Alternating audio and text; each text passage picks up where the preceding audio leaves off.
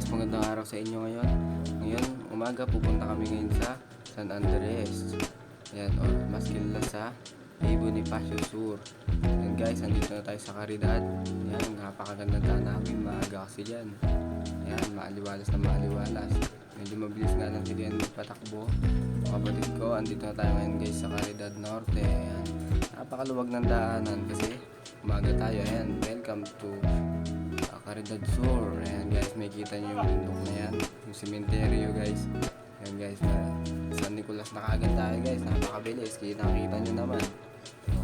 San Nicolas, konting bilis lang guys. Oops, Maria Cali Resort.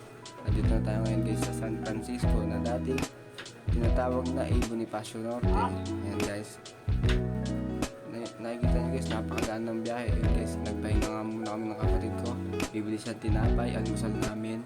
Siyempre, yun ako guys, so naka-helmet. Napaka-poging nila lang. Dyan ako nag-elementary guys, nung bata ako.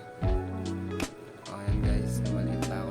Dyan ako graduate. Kita nyo, napaka-simpleng pamumuhay. Ngayon guys, andito na tayo sa bahay ni Papa.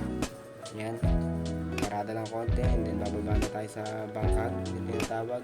Yan yung babuyan, tapos bibihan or itik. Dati nag-aalaga din sila ng itik. Ngayon pupunta tayo sa bukid ni Papa.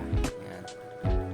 Yan guys, yung mga pananim dati ngayon hindi pa natataniman kasi mainit or kakaani lang siguro. And guys, may kita nyo yung mga manggahan. And guys, nandito na nga tayo sa ayan, kambingan ni Papa. Napakagandang lahi guys, mga bower, mga upgraded na yung mga kambing na yan guys. So, okay. Ngayon guys, pabalik na tayo.